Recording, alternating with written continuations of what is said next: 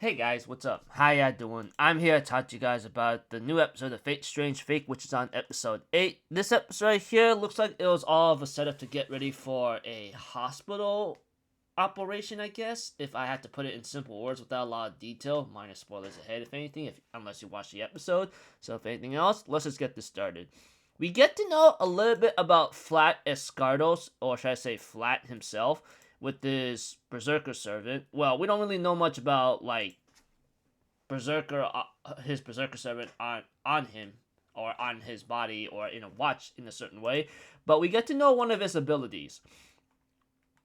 Other than that, it looks like Flat has a little small backstory where he's gonna destroy the Magecraft family world. I don't know. Whatever the case is, he has a duty to do a lot of trouble, but when Waver Velvet or Lord El Milloy looks at him and decides to take him in as a student, he teaches him a couple things.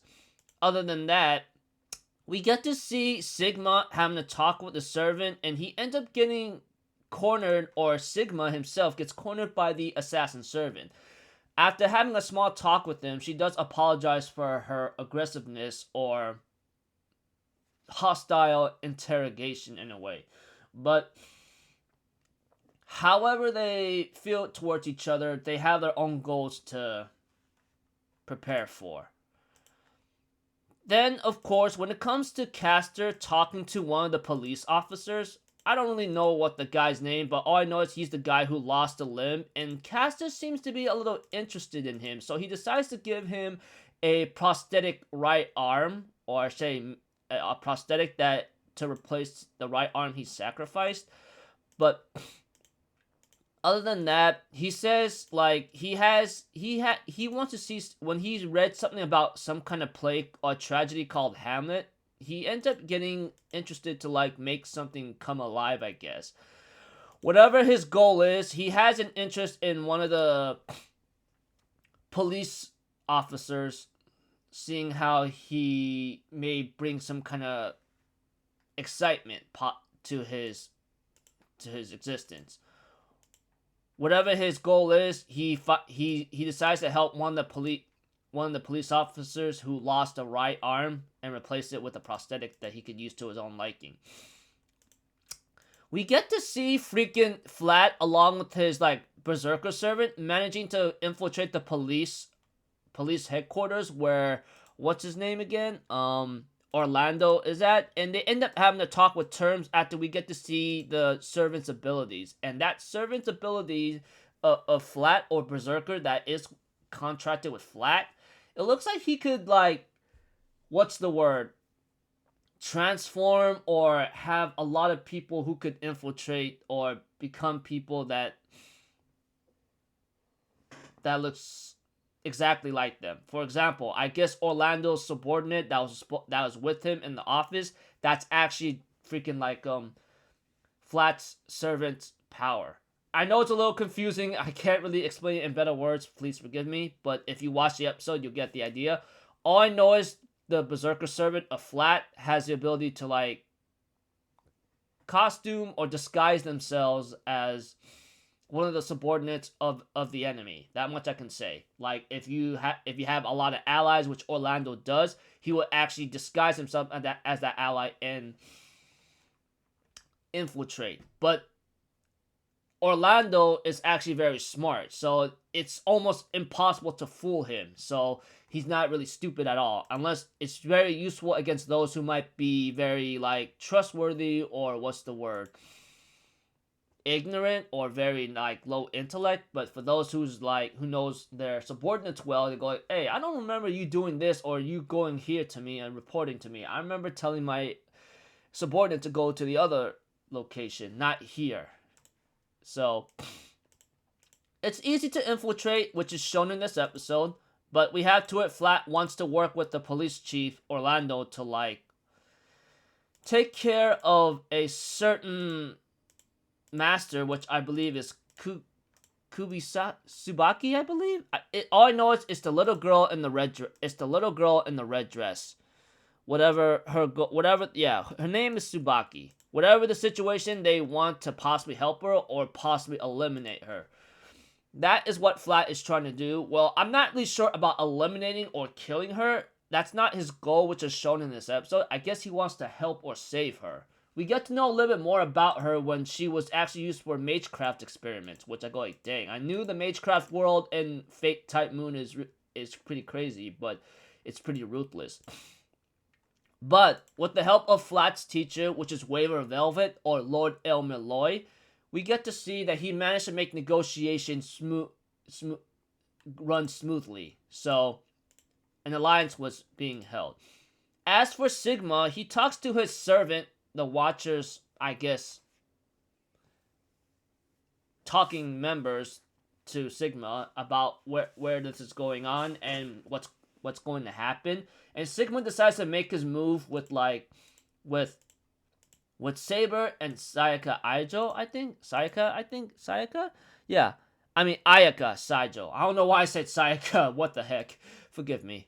There's just so many things happening right now, going back and forth. It's not really it's not easy to hold on to a lot of information unless it's simple and it's really simple. Other than that, we get to see that a certain henchman that is.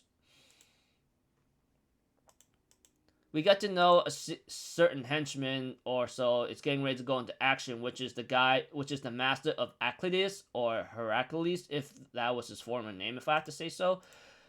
But either way, all I can really tell you, everyone is going to the location to the hospital. As for what's his name? Deolan Faldius, he therefore gives his servant a certain instruction of order, but the servant does warn him, hey, I need to warn you that if you really want to do this, this is not going to be, if you really want me to do this, I have no problem, but you got to be sure, because if you proceed, I can't turn back. You must understand that.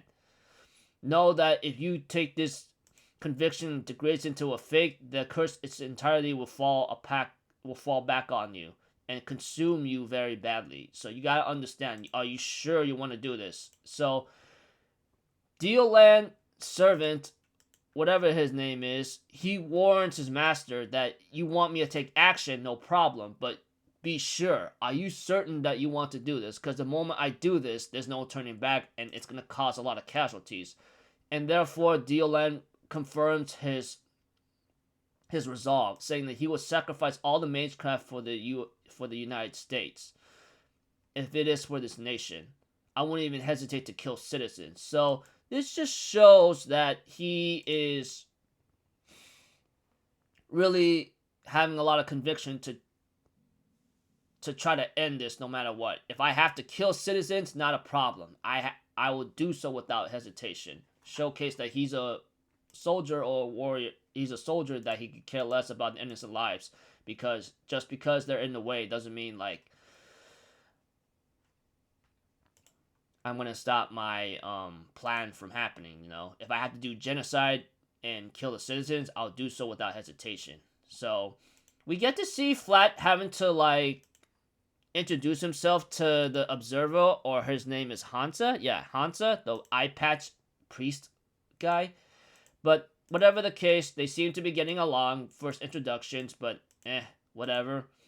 So, all I can really tell you, everyone is in place with Flat. Well, Flat is watching from afar, as for the police force of Orlando. They're getting ready to do their operation. But unfortunately for them, they get targeted or attacked by Aclides riding on Cerebus and saying, okay, time to go into action, and the episode ends off there. So, yeah.